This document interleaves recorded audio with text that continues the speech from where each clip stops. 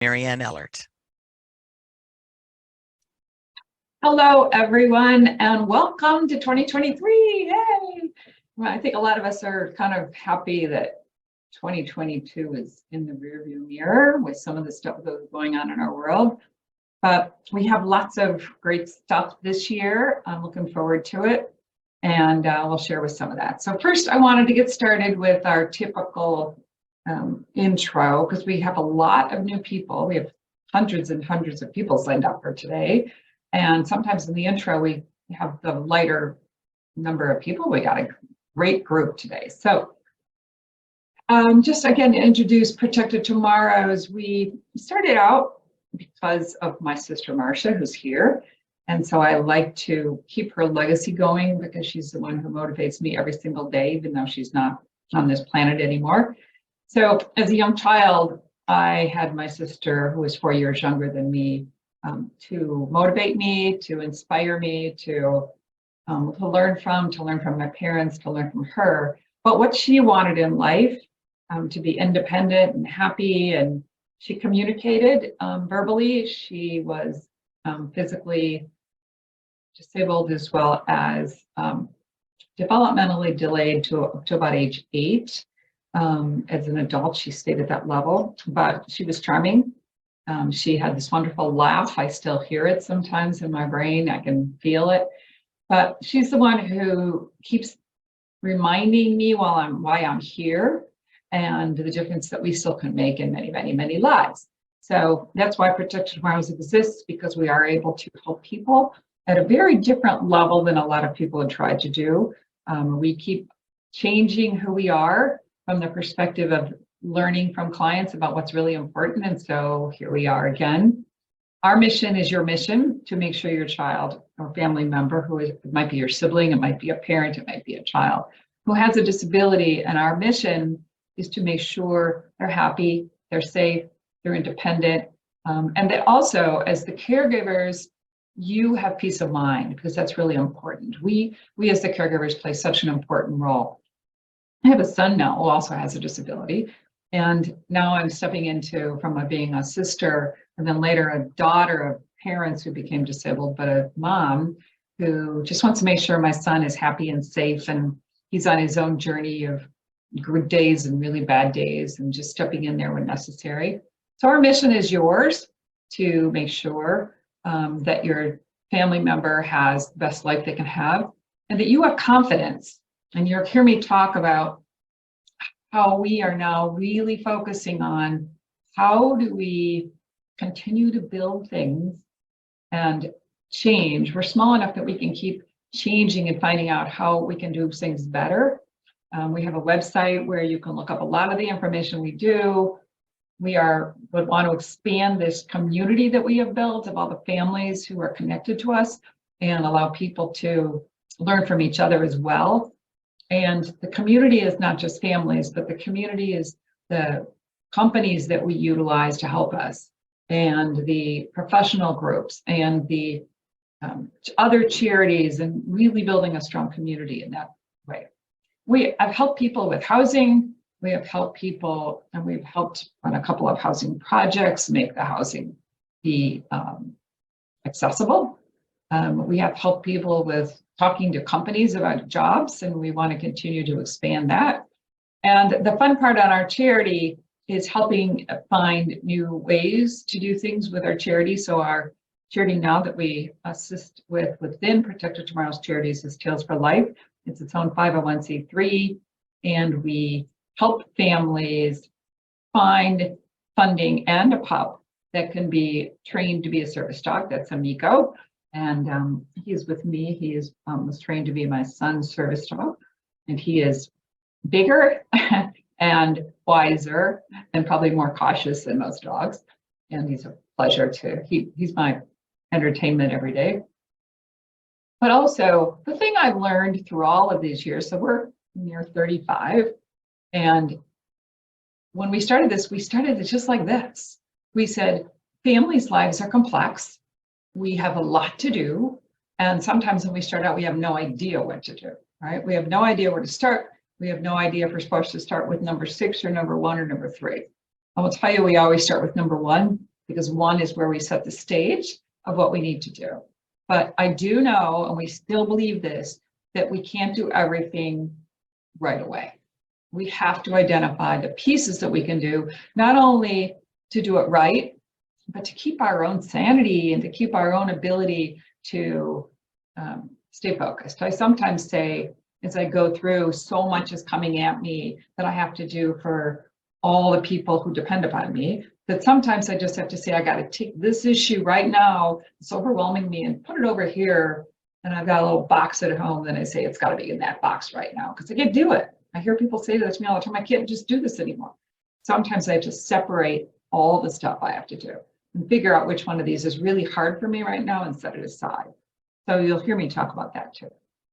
So we help families, and people decide the best way for us to help them. But we've created many, many solutions over the years. And we started with the one-on-one consulting, which is how we started out. And then we found out that sometimes it's big things that people need to learn. And so we have workshops, and we have in-person workshops, we have online workshops.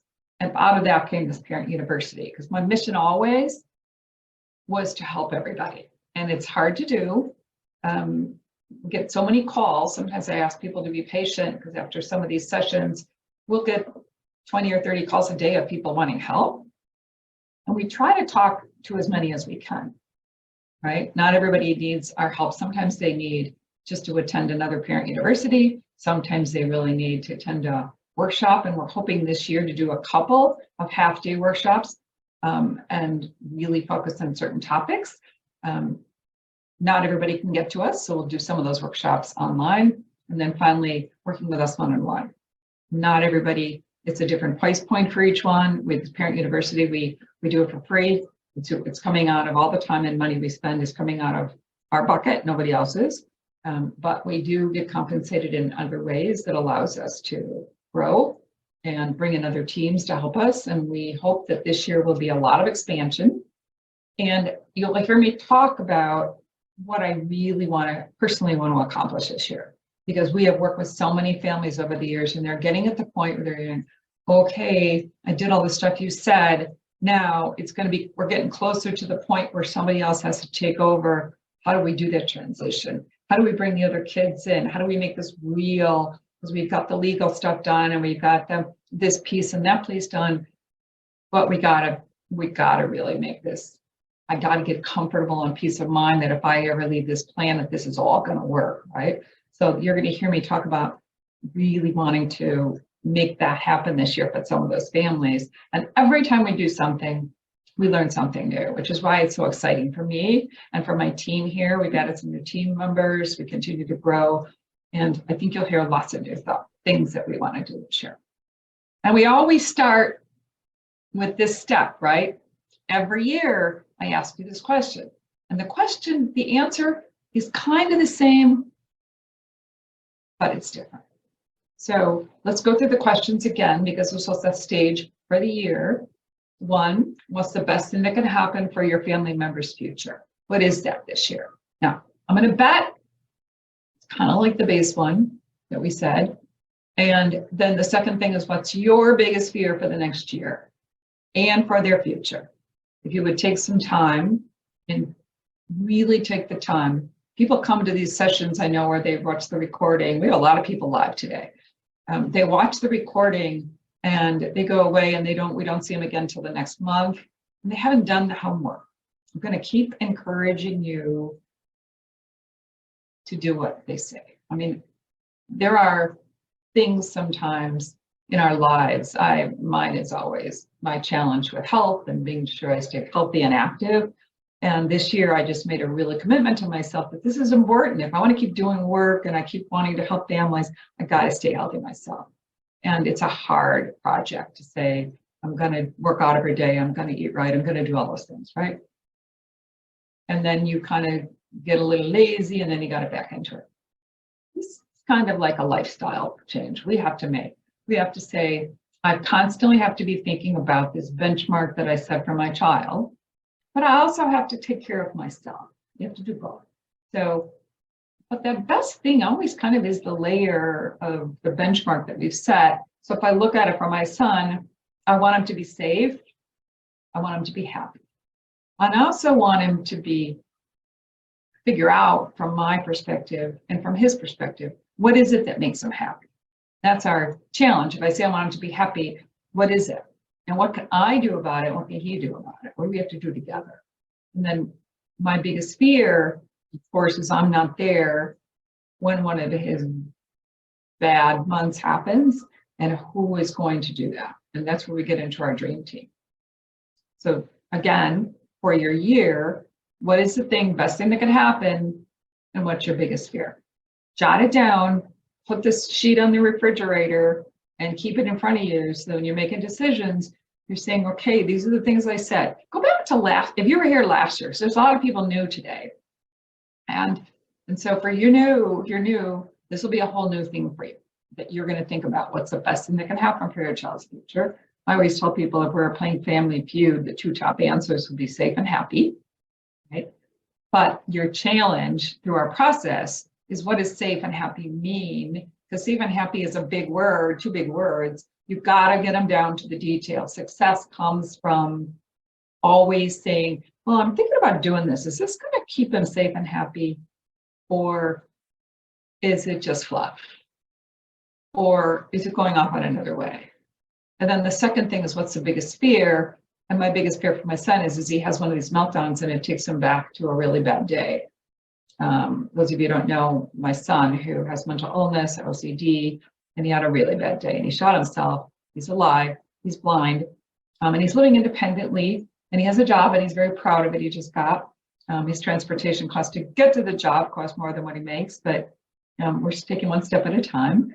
And so my biggest fear is that those bad days happens again, right? Good. And I'm realistic about it, but I'm trying to put things around him so that it won't happen again, and get him the resources that he needs. And he's doing pretty good.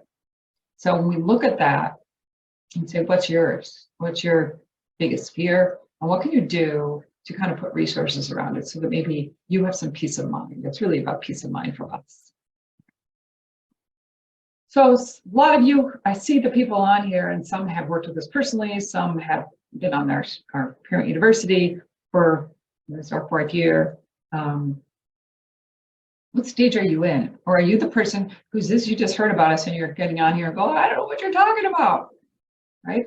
So I'm gonna go through the things for those who participated. I know of them haven't participated. There was a attachment, and it's like a report card that we're gonna use that you can measure where you are now, okay? So some of you had not started. So you should have had this form. It was attached to the email. If not, you could just be writing notes. But this was attached to the email this morning that came for today's class. I did it purposely at the last minute so you have it with you and not have to go back to the old emails.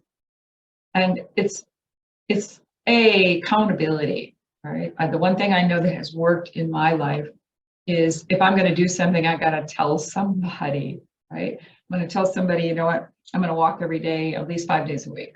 And I belong to people in Fitbit, and they know if I'm walking or not. So they know this week was really, if they look at my list this week, it was really not getting my 10,000 steps in, because I had a week of just a lot of stuff going on and I'm here late. But I got to get back to it, because I look at that and they're going to go, hey, where's your steps? Okay. Goal setting means setting a goal and being accountable for it. So that's what we're going to do right here first. And then we're going to talk about what's going to happen the rest of the year. I want to do this so you can kind of arrange your plans around the rest of the classes and make sure that you set some time aside for homework and for the things you're going to do, so that next year when we're doing this, you get better grades or A's and don't get any oops. Okay. So again, we're going to talk about some basic categories. A lot of the things we're going to do this year fall into these. Some will be really different. There's financial planning. There's benefit tracking. There's the ABLE account is set up. There's the legal work you have to do. There's the life planning. That's different than financial planning. And then building the dream team. Now, we're going to have some offshoots of all of these, but they all kind of tie into those major things that are on our 8-step process. And for each of these categories, I've talked about some things that we have trained in the past that you need to do. And there is a not started box, an in process box, a done box. And commitment means, when am I going to get it done? Or when am I going, if I haven't started it, when do I want to start? And X, if you're not going to do it this year, you don't think you'll get it done. If it's been processed, when do I think I'll finish it? And if I'm done, when am I going to look at it again to see if it needs to be changed? Okay. So as we go through, I'm going to flip through some screens for each of these things. And so first, we're going to talk about financial planning and say, these are the things we said you need to do when we taught you last year about how to do it. I'm going to go through these and say, take this sheet, and if you want to just, if you haven't printed this out, just make some notes for yourself so you can go back. So what I want you to do is print it out, and I want you to write your name on the top of this, and I want you to email it to me, okay? Because this is what we'll be able to come back to you with and say, all right, this isn't just an online fluff class. This is a class I want you to this year. I'm gonna get down and dirty, and we're gonna say, did you do it? Right? So if put your name and email address on this, I'm gonna be able to pop things back out to you to say, okay, we're gonna know who is where and how you're doing. Okay. People sometimes don't like to be accountable, but I think most of you who are here probably do. And not only should you make yourselves accountable to me, but you should make yourself accountable to somebody else who you know, who's a friend, who will say, wait a minute, you're still not started. Okay.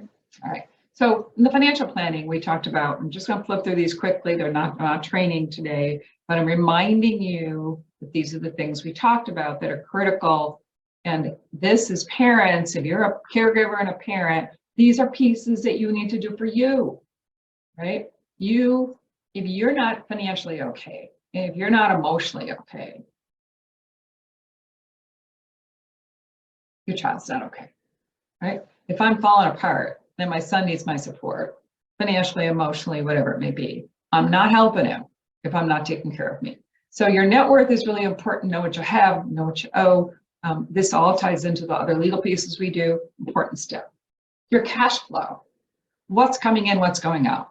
Do a column for yourself and a column when you retire.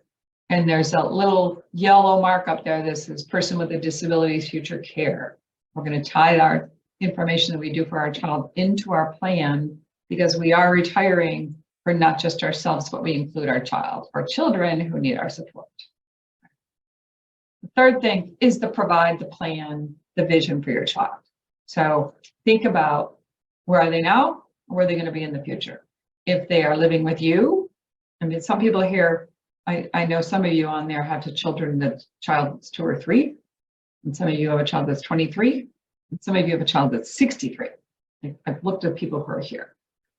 Where are they living, or where are they living at home with you? Are they living in a residential program already? What are their medical needs? Where's their fun? We all have fun. What's their education all about for them? Are they working? Okay, all of those pieces. We say that's what we're building their vision on, and then we've quantified it. Okay, one of these stages we're doing, we call this a stage 2, where we're planning a plan for them. It's really how much benefits do they have, how much savings have you set up, is there insurance, are the families going to fund this in the future, is your child working and are they going to be able to continue to work, and what other resources might they have to support that.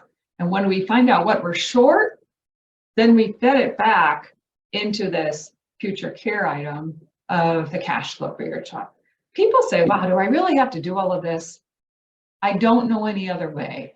I'm a geeky person. I only know how to get to the result. And if you want to get the result, you got to put in the work, right? So I've got to know what I got. I've got to know I've got to know those pieces. I've got to know what my cash flow looks like, so I know what's left over in the end to spend money on things. And can I afford to support this child? I sometimes say, if you don't get funding, it's like putting a child through Harvard for the rest of their life, putting $50,000 extra money away to support an extra person, not just until we're a certain age, but for the rest of our lives.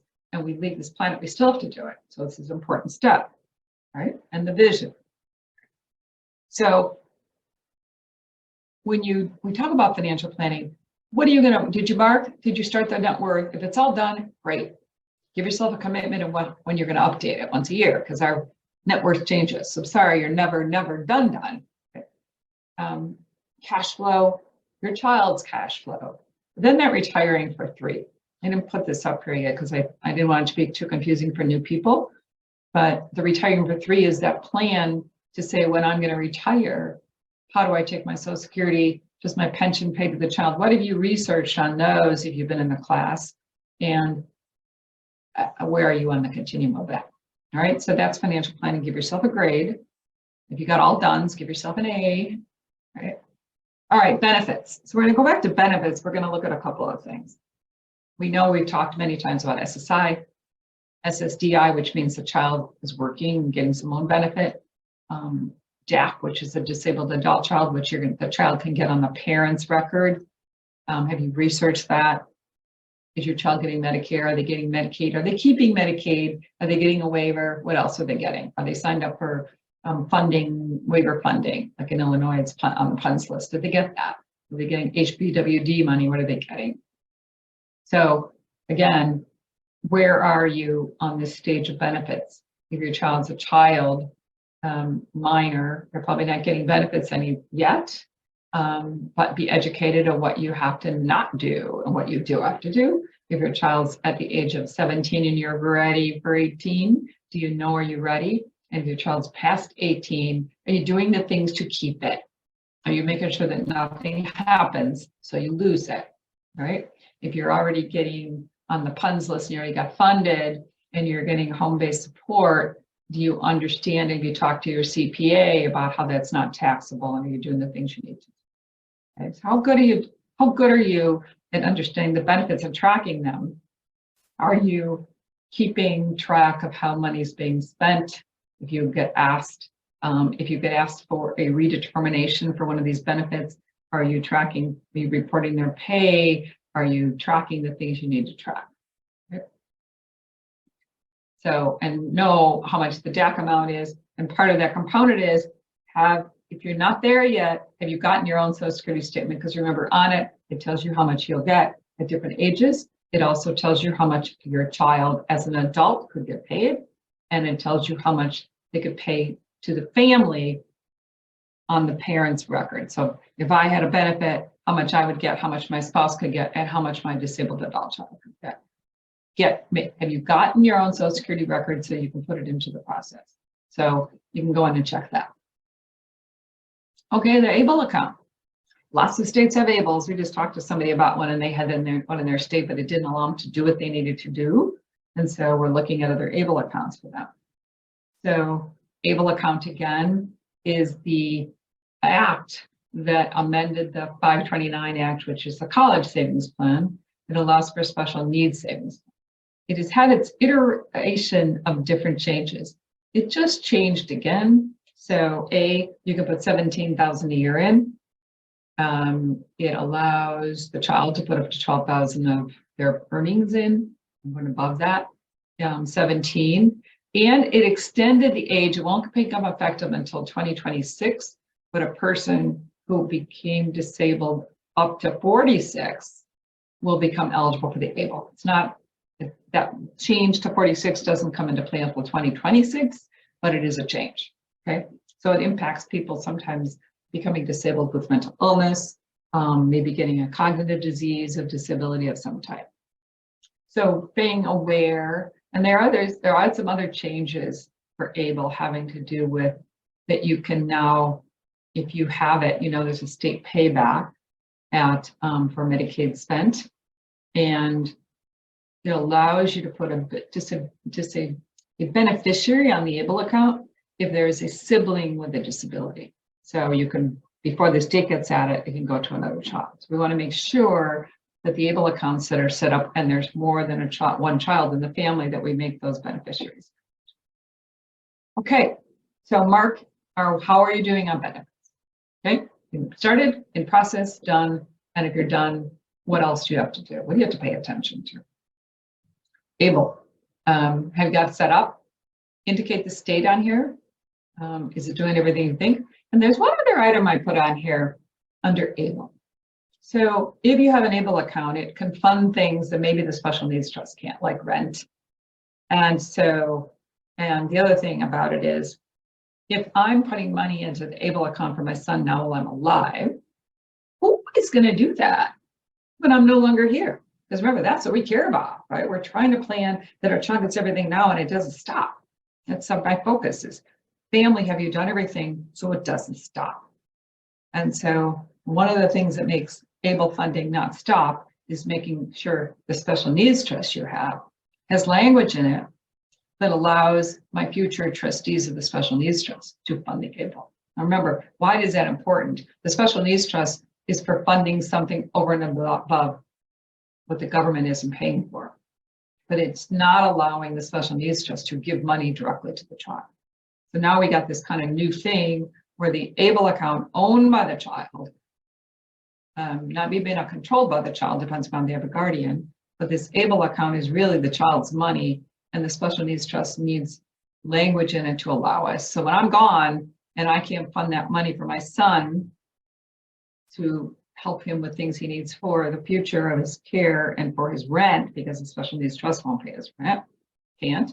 I want to make sure his special needs trust can move money, the trustee can move money to his ABLE once a year. So I have to make sure that his trust will do that, right? So have you done that? If you have an ABLE and you have a special needs trust.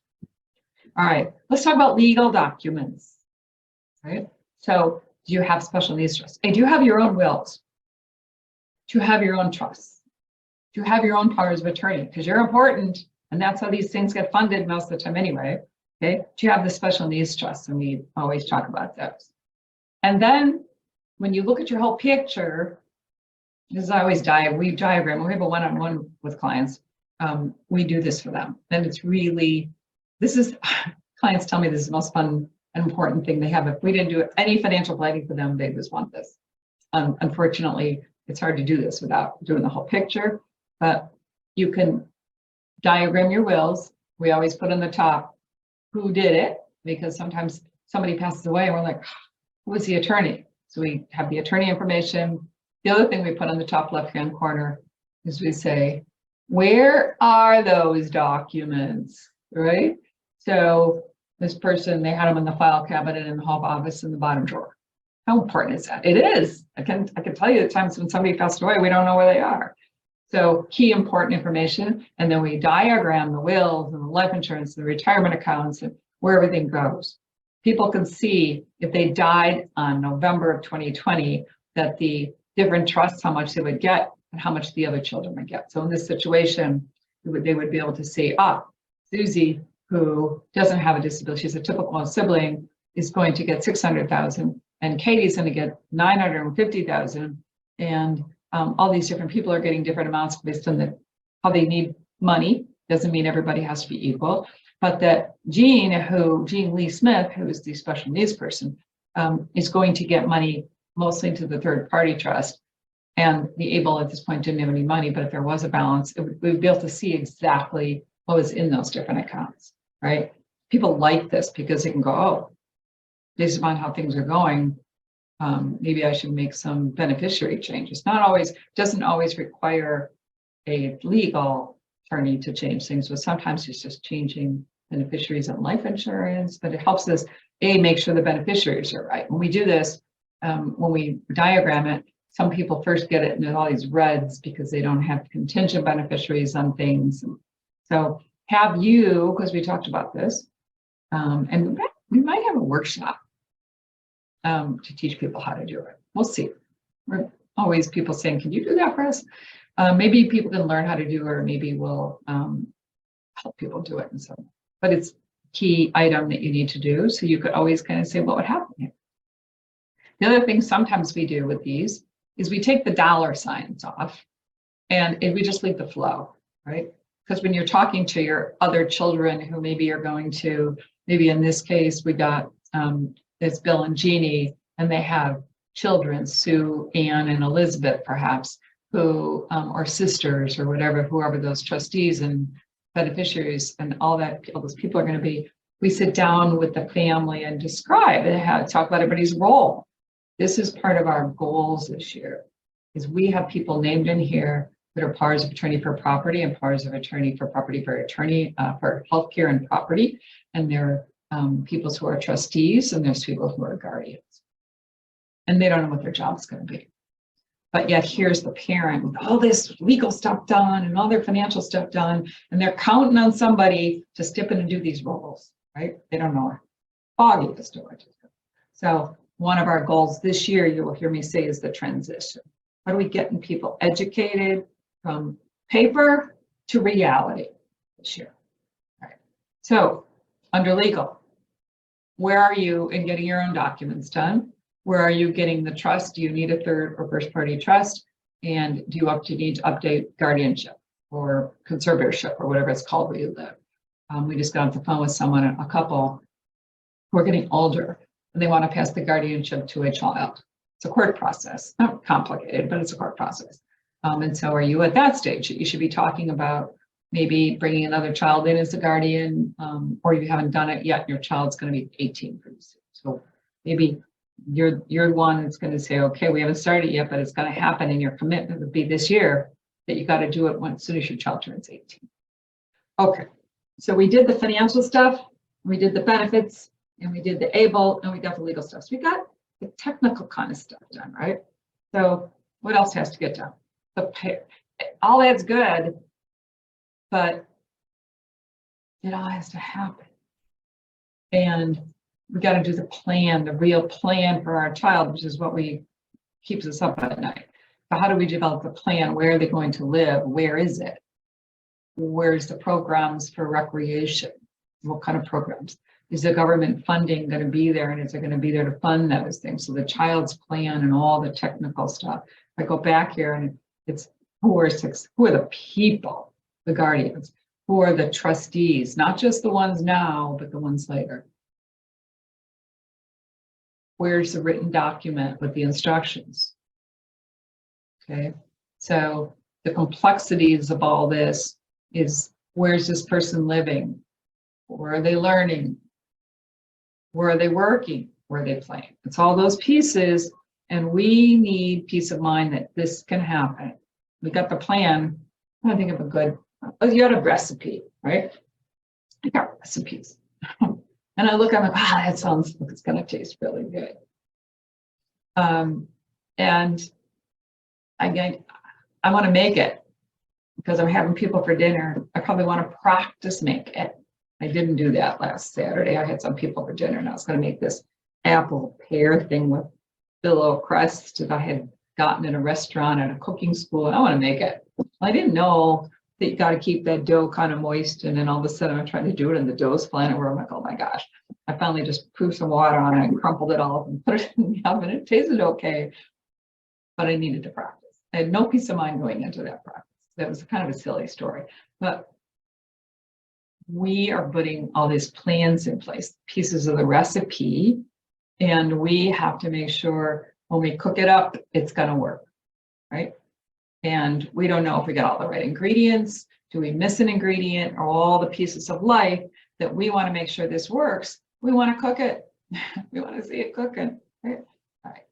So what are the plans you got to think about? Succession for guardians and trustees, the document, the recipes, right? The family meeting, who's going to be in that? The employment plan, what can they do? What kind of jobs could they have? What kind of transportation to the job, which isn't really important. Fun and residential. That's life, right? We go to work, we come home, we do something, we play with the dogs, we have our fun, we meet our friends, all of those. Okay, now who can help us? Who are we going to put in place and teach that this reality is going to happen? So we got to know what to tell, we got to know who to tell, and we got to know when to tell them. So as I talked about, we got to write this stuff down. The legal stuff and the financial stuff funds this, but we still got to design it. We've got to figure out what's going to work. Now, if our child's really high functioning, I tell you, if I tell my son who's living independently, if I tell him too much, I I'm probably kind of goofy, and I probably want to overprotect him. He's got his own world, right? But if it was for my sister, we had to do a lot more because she was less capable of doing those sums on her own. So you're all going to decide what's right to communicate. Secondly, who's the team? So as we talk about, and bringing these people in this year is important if you are getting to the stage of we've got a lot of things implemented. Who's the coach? Who's the team? How are we going to bring them together? How are we going to teach them? How are we going to practice to make sure that the recipe works? So who are all the service providers that are in place? And the guardians and trustees need to know them. They need to know how much oversight they need. They need to understand when things fall apart, what you do. And so not only do we talk to them about it, but when stuff happens, we tell them how we resolved it. Maybe we bring them in. The older we get, maybe we are bringing them in to help us with those things. They'll be good at it. Don't be afraid. We just have to give them the tools. If you're going to give somebody a job, give them the tools. Don't leave them to say, okay, you passed away and you're wondering. I always tell this story that I was doing a sibling and parent workshop. And I asked people what they wish they need to know, the siblings, when the parents were no longer around, what they wish their parents had told them. And you hear the silliest things that you think, well, why would a parents have to write that down? This woman said, you probably heard me say this one before because I remember it so clearly. She said, I don't know why my parents didn't leave me messages about where they brought my brother's clothes, because he needed distinct type of pants and I don't know where to find them. And my life would have been so easy if they would just told me that. Think about all these categories: medical, dental, who cuts the grass if you have a group home. If your child's young and you know that there's somebody really good at helping you with the school system, who are those people that something happens to you young? Okay, this is not just for people who are 80, 90, 100 years old to think about. This is all of us, because I've had friends pass away early. I'm surprised, sad, and I have to help them. Families step in. You know, I've had that happen to a family this year, and just how everybody had to step in and help. And if we knew where the information was, it would be so much easier. Okay, so start.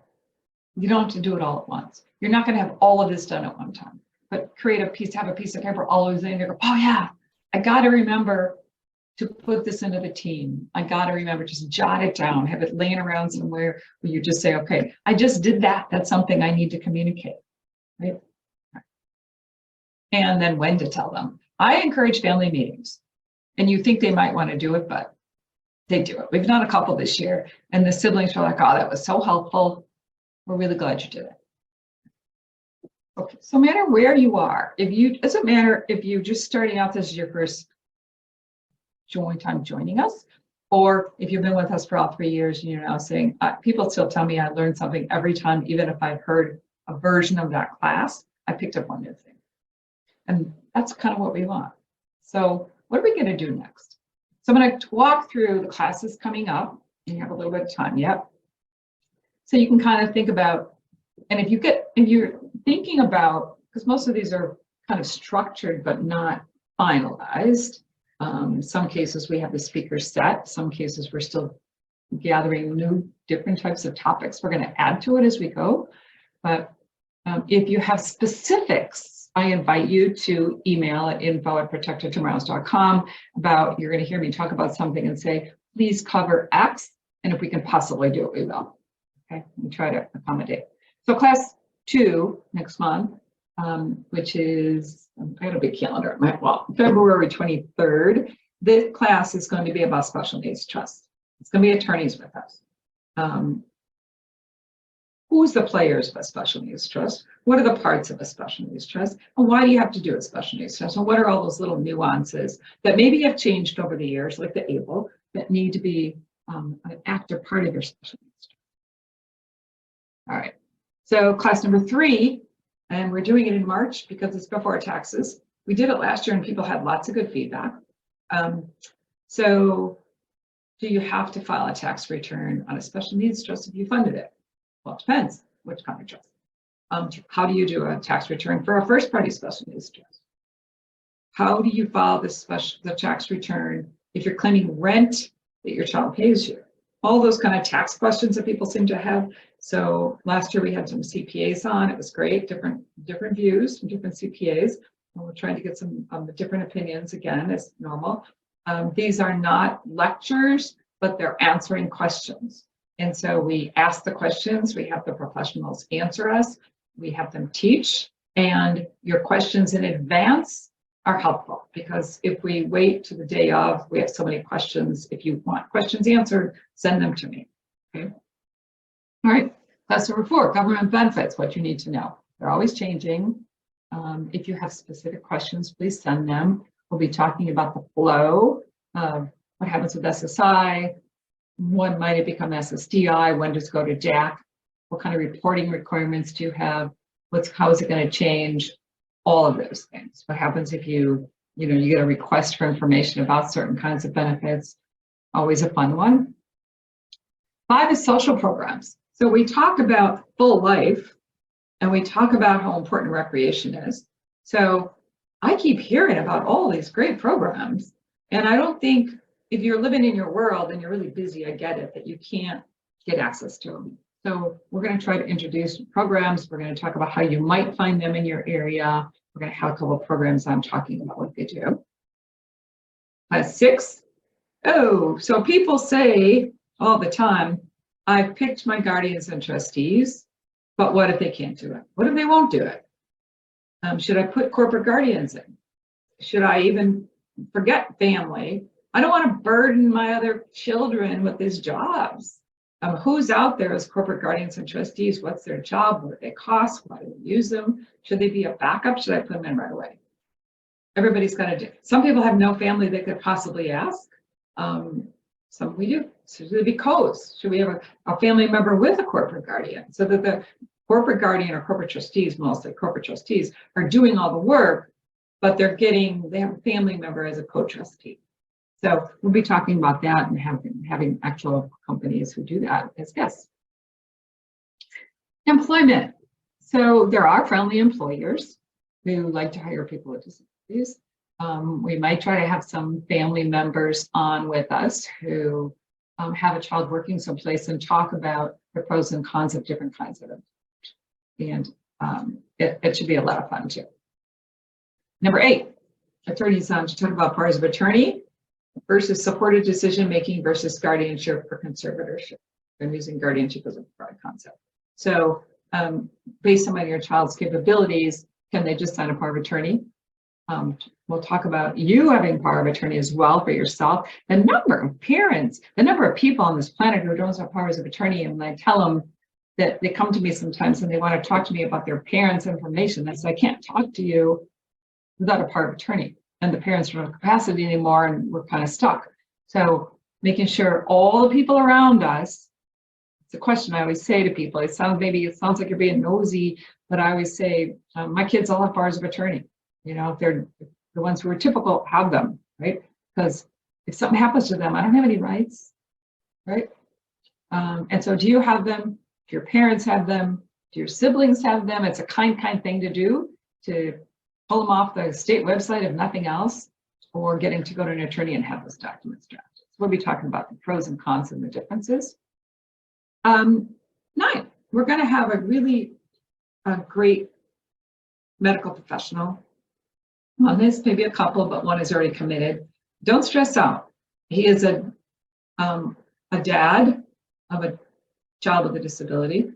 He lost his child in this past year, but he's an amazing man, and he is going to help us.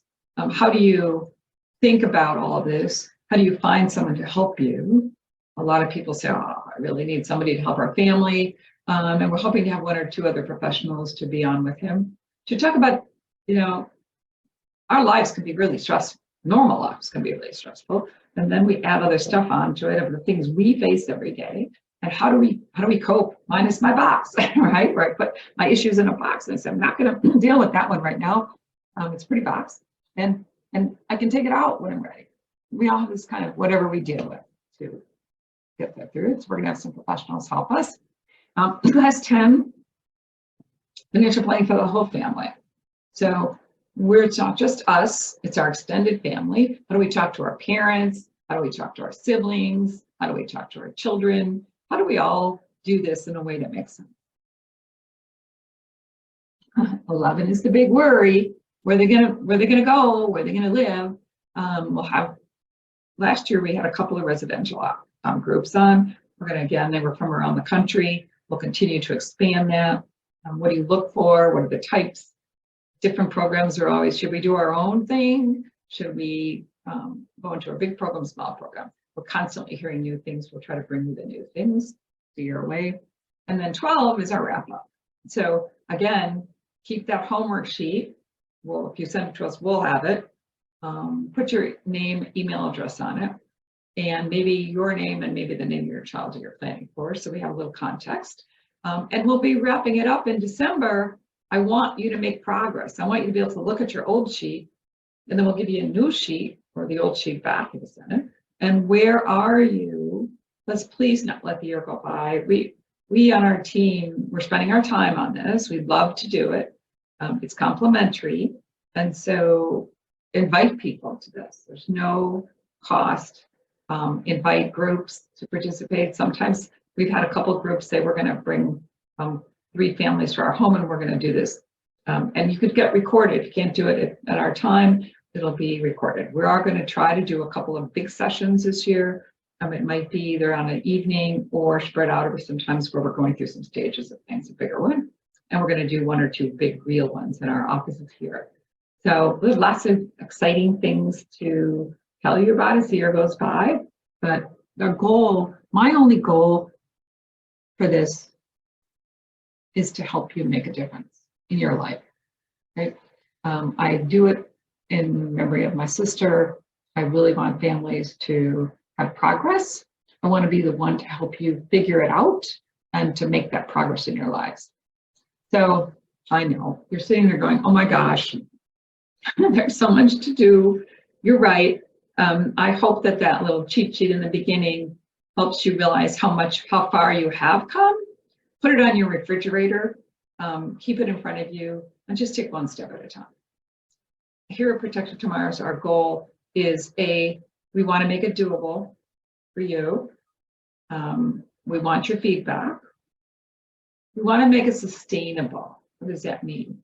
We want to make what you're doing, that you're doing things in a way that it's lasting, right? Don't just do something, put it away and forget about it. But if you do legal documents, let's do it right the first time. Know what you're doing to keep the benefits. Think about what you're doing in this plan, because the plan we're creating is going to be the plan for your child's future. So we want to make sure what you're doing is going to continue to work and work in reality. So we want to go from creating a doable plan to one that will last and one that's real. So you can feel like we've done all this work and we've prepared the next generation to step in and it's real. That's our goal. So there's a list of classes. They're listed on our website as well.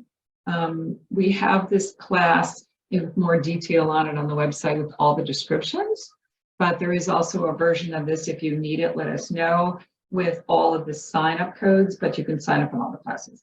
If you are really committed to this, go sign up for all the classes all at one time so you're set up. They're always at noon. The dates are here, noon Chicago time, and they're recorded. But you only get the recording if you have registered. If you want the recording and you haven't registered, we will be charging a fee for registration. So register, you will then automatically get the recording. It is very difficult. We're a pretty small team here. It's very difficult if people keep emailing us saying, can I get a recording? Can I get a recording? So what we're going to do is after if you don't register, if you register, you'll get the recording. If you don't, you'll have to purchase it on the store. I hope that's fair. But we have a team. We're trying to put our energy into helping families individually, as well as creating the best curriculum we possibly can for each year, and looking at creativity of doing some other longer workshops that people request. I will tell you that the way we work is the parent universities are free, they're complimentary. If people want to attend some of the classes, there will be some charges. And if you work on one-on-one, there's a cost, of course. But we try to be really fair and come up with ways to work with people that is work for you, but also allows us to continue to fund ourselves as well. Okay. All right, so there's a lot of detailed instructions on each of the classes. I hope this was helpful.